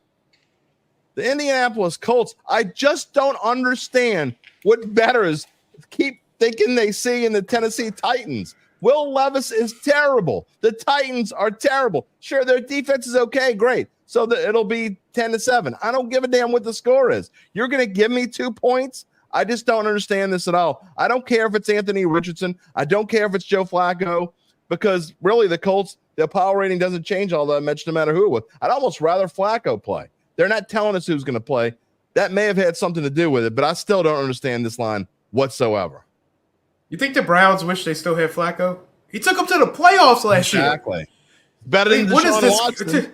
This kid, Flacco's playing better than he did when he won Super Bowls. Like, I don't know, what did he fountain of youth? It's like he don't have this elite thing on him anymore saying, is he elite? Is he not elite? He's just out there winging it, don't care, running 18 miles an hour. I mean, it's insane what Flacco's doing right now. And he just doesn't. You said it. It's like he doesn't care. And I get it's at Tennessee, but I don't care. Nashville, the weather's supposed to be nice in Nashville this weekend, and it just doesn't matter to me where they play. I keep telling people I've been making some money this year betting against the Titans, and I bet on them against Miami because I thought Miami was that miserable. But it's going to be back to the same old Titans this week. I think Indy coming off that loss. I think they Colts win. All right. Well, I can't wait to talk to you next week when I hope they still let us on the Rattler train next week. I hope it's, it might be. I'm just trying to figure out why Derek Carr is the problem. Why nobody's talking about the defense? Because the defense let Kareem Hunt and Juju Smith-Schuster both get over 100 yards of offense. It's so much easier to just hate Derek Carr. It just if you just hate Derek Carr and Dennis Allen, it solves all your problems. You'd be cool. You're cool. You ain't cool unless you hate Derek Carr and Dennis Allen. You ain't cool. I guess I ain't cool. I ain't cool either. Maybe we'll be cool next week. I'll see you then. All right, bud. And who are we kidding? I ain't cool. I ain't trying to be cool. I'm trying to be me. Got to be me. So that's what I think of when I see the Fred Sanford, the Red Fox shirt. That was cool now. Uncle Big Nick wearing the Red Fox shirt. You big dummy. Sometimes I want to say that to you people, to some of you people, even though I love you. Juju looked like Jerry Rice. He did. Remember what I said the other day at the end of the show? I truly mean it. I would have a grand old time with a lot of you guys. Come over one Sunday. Maybe we'll have a Dattitude party before a get together, a watch party. Go meet at Caesars or something and just hang out. I'll reserve a table and whoever wants to come down. I don't even know how many of y'all live in the New Orleans area. I know a lot of you don't. Maybe we'll do that. Maybe we'll even get Gabe driving from Houston. I don't know. Big Sean, you're just not going to let it go. We already know who Carr is. No, you don't. It's not good enough. Promise you, Rattler ain't good enough. I'll bet anyone in this chat. I guess I can't bet real money because that'd probably be I don't know what ethically that's like. I don't think I should be betting people I don't know on my show. Maybe I could bet like I don't know, shout out or something. I don't know. But anybody who wants to make a bet that Rattler will not be the starting quarterback for this team in 2025 to start the season or 2026 to start the season, barring injury. I don't know. I don't know. Did you type this in, Gabe? Okay. So Gabe typed this in. We'll show it from here. Carr's QBR is 10th in the NFL, better than Mahomes, Darnold, etc. How is that not good enough? Oh, you can't say crap like that, Gabe. You can't say Carr, because they'll come up with some reason why Carr sucks again. His record is 11-11 as a Saint. Yeah, because it doesn't matter what the surroundings are. My friend Erlene, no way Rattler is a starting quarterback in 2025. I mean, I've been trying to prepare. I try to prepare you all mentally because, again, we tell it like it is on this show. We try to prepare you mentally, even though you don't want to see it. It doesn't matter what Rattler does. This is how we're going to close out the show. We may show you a couple more comments before we go on. William, the irony is the same folks who have been calling for Derek Carr's downfall are now calling for unity. Unity surrounding the rat train. Because of Derek Carr's salary, and I know the Fanboys podcast won't tell you this because they don't want to tell you this, but because of unless they like completely rip everything to shreds and eat a whole ton of salaries, Derek Carr is your starting quarterback next year, barring injury. It's not going anywhere. Not going anywhere. Robert doesn't expect much. Maybe that's the whole. Again, I'm going to close with this. I might show a couple more comments before I leave. But basically, here's my thinking, and go ahead, prove me wrong. When we come back here Monday, now we'll be here tomorrow, and I'm going to get Doug Mouton's thoughts. Probably won't have as many comments tomorrow as we usually have. I'm getting to the point where I might maybe it's just mono-e Monday, mono-e Thursday, mono-e Friday, maybe it's just us talking because I know that's what y'all like to do. But we are going to have a guest tomorrow, most likely, and it's probably going to be Doug Mouton. So we will show comments, but not nearly as many. Rob expects a loss. I don't know what I expect yet. I got to be honest. I'll give you my prediction tomorrow. And I'm being completely honest. I don't have a prediction right now. Spencer Rattler hasn't moved the needle for odds makers, or not. If anything, it's moved it down. PBM says it's a team sport. Carr led two game winning drives, only for the defense to give it away. Maybe. I know this. Carr put him in decent. I mean, PBM's right. Carr put them into position. Would y'all feel the same way if they won those two games? The defense didn't stink. If the defense didn't allow Philly to the Saquon Barkley run, did the Saints deserve that to win that game? No. Did the Saints deserve to win the Falcons game? Probably.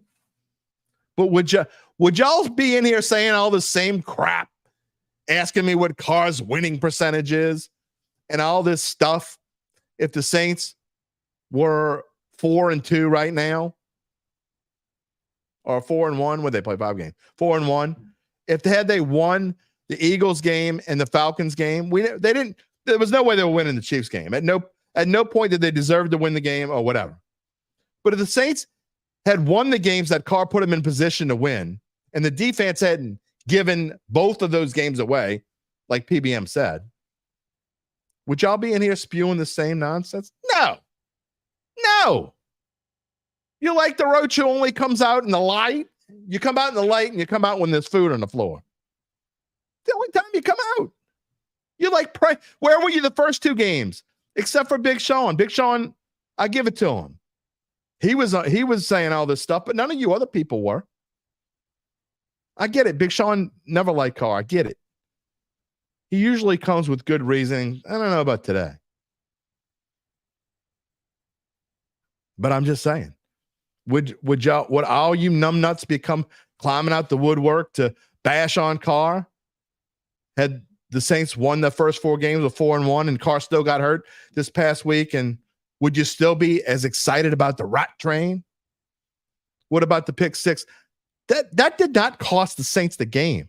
Randall, I want to know what you drink during the day, because sometimes I might want some. I might want to live on the planet you live on. It sounds like more fun sometimes. That planet is way more fun than Realityville. Corey Terrio. Carr's not mobile. Rattler is no more mobile than Carr. I hate to tell you this. Maybe a tinge because he's younger. How do we have to keep going through these stats and show you that he wasn't a mobile quarterback in college? Why would he be? Quarterbacks don't go from. Now, there are mobile quarterbacks in college that aren't mobile in the pros, but there aren't quarterbacks that aren't mobile in college and then suddenly become mobile in the pros. It doesn't happen. Ty, who cares? Drake May is starting with the Patriots. Gabe's thrilled about that. Drake May's going to get his ass kicked. Just saying. I'm not ready to say Spencer Rattler is going to get his ass kicked yet. Again, ask me. I will have a prediction for you on tomorrow's show. I promise. I want to see what this injury report looks like. If Taysom's playing, that helps my opinion, because I think Rattler needs Taysom. Rattler needs Taysom more than Carr even needed Taysom. Ty, being mobile is nice, but having a line that can block for more than a second is nice too.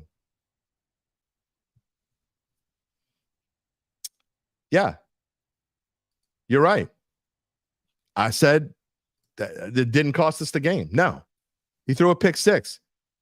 It was a bad throw, but first off, it bounced off somebody's helmet. So if Mahomes throws a pick 6 and they lose the game, if he throws a pick 6 in the first quarter, they come back, take the lead, and the defense gives the game away, are you going to blame Mahomes? No. Tyler, the 2 worst offensive lines in the league are blocking for both rookies' quarterbacks' first start this week. Oh, boy. New England's pretty bad. New England's not quite as bad as the Saints right now, but they're pretty bad. Another question. If Spencer Rattler throws a pick 6 on Sunday against the Bucs in the first quarter, okay? I want to give you a scenario and tell me the truth when you're asking your questions, Randall.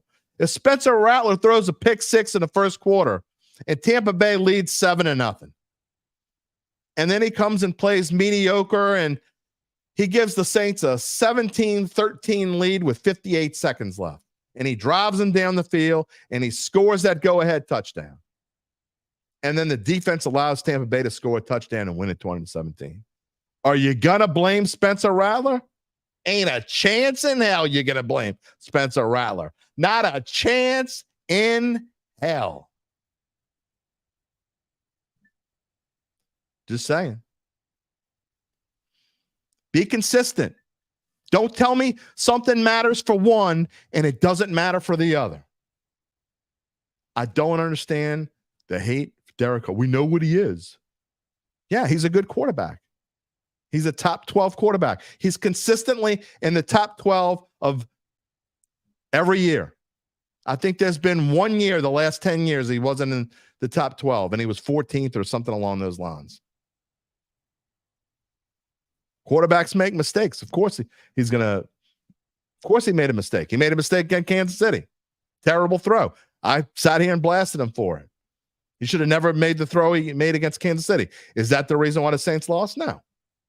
It's part of the reason why the Saints lost. Saints stunk. They didn't show up. They were heartless. They looked like they knew they were going to lose from the get-go. Randall bullshit. Absolutely.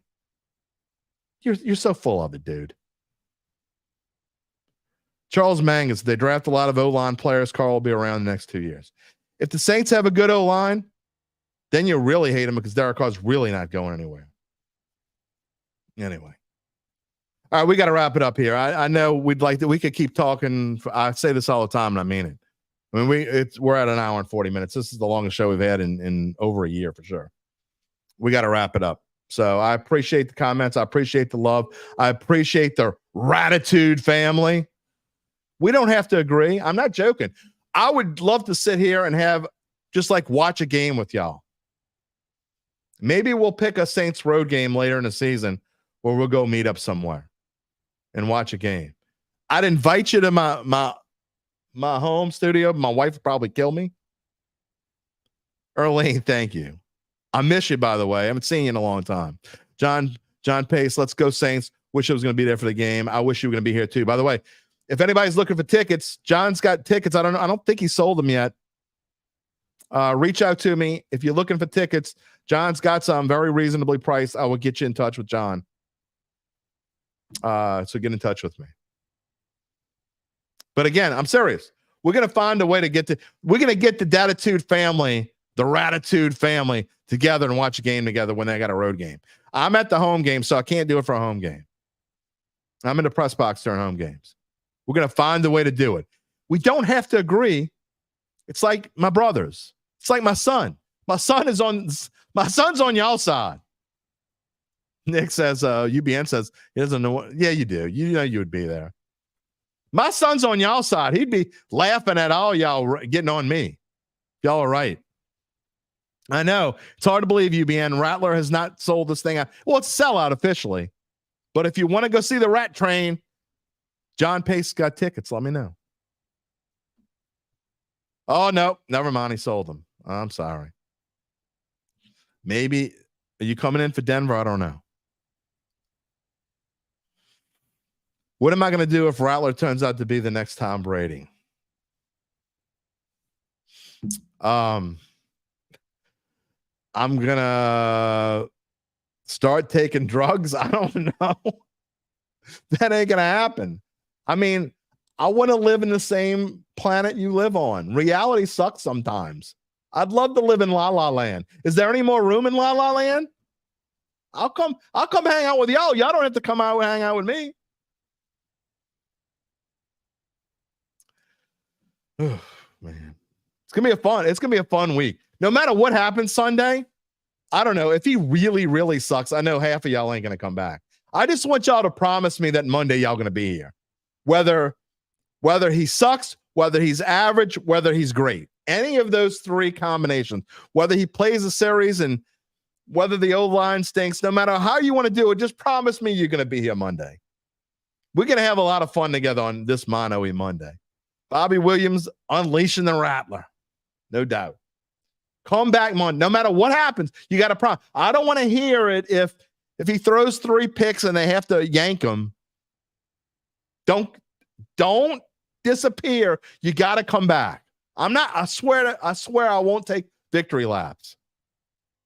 I might make a little bit of fun, but if it's vice versa and he's great, and Monday y'all all come on and make fun of me, I'm gonna show every one of them. I promise. But y'all got to promise to come back no matter what on Monday. Spencer Rattler orders roast beef po' boys with no gravy from Parkwood. Is he really? Is that true? He wouldn't do that. I don't know. All right. I want to thank today's guest. Of course, Tom Casale with his best bets, UBN with his best bets and his comments.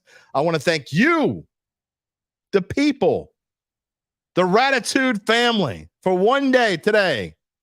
Dattitude. If the rat, do you promise me? I have to, absolutely. I'm here Monday. I have to do, this is my job, Corey. It's my job. I'm forced to come back. I'm not just going to come on Monday if the Rats great and they win and say, Saints win it. Rats 27-30, 320 yards, 3 touchdowns. He ran 2 in. Man, I love me some Rat. See y'all on Wednesday. No. I'm going to sit here and eat crow po' boy all day long. We still got a Friday show while we do that. So I want to thank you, the Rattitude. In fact, if the Rat has a great game and wins, I'm going to change the marquee up there. You see, Dattitude with Jim Derry. I'm going to make it Rattitude with Jim Derry. I will do that for one day on Monday. If the Rat, I don't know, we're going to have to come up with some guidelines. Maybe y'all can help me tomorrow come up with guidelines. Think about it for tomorrow's show. I want you to give me realistic guidelines that if the Rat hits, well, first of all, number one's got to be a win. They got to win. But if Rat hits certain benchmarks, we will literally change this show to Rattitude for one day. And then I will change the marquee for one day. You got to tell them we got to come up with realistic benchmarks.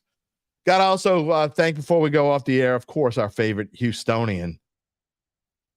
Gabe Haener and his Texans are licking their chops waiting for Drake May this weekend. Can't wait to hear what your benchmarks are tomorrow. Maybe Doug Mouton will have some benchmarks as well. We will have our final Saints predictions. We will go through the top NFL games of the week. And, of course, we will welcome you all in with open arms. If you haven't already done so, what are you waiting for? We actually had some people unsubscribe. They must have really. This dude doesn't like Rattler. He's so mean. He's such an asshole to Spencer Rattler. Unsubscribe. I am who I am. Ask my wife. It's a miracle. Been married for, think about it. How long have I been married now? Been married 16 years. We've been together for 19. Miracles happen, boys and girls. All right, subscribe to the Dattitude YouTube page. Receive notifications when we go on the air live. You can also find us wherever you get your podcasts. In case you want to just listen, you don't want to look at me for an hour, hour and a half. But then you can't comment either because you're listening after the fact. Apple, Spotify, many more. You can always find a replay of the show on NOLA.com/sports. Find all of Gabe's work, Tom Casale's work on bet.nola.com. You can find my NFL picks. 4-1 last week in the best bets. I sucked with all the other picks. Hopefully you didn't read it last week. You just came on air and he was 4-1. Damn. Don't forget about our Saints friends, our colleagues, our compadres at NOLA.com/Saints. One more time, I ask you, no joke. Say a prayer for. We can sit here and joke all day long about, us going back at one another, but we're all this family. I know it's a brotherhood, a familyhood. There's some sisters in here too.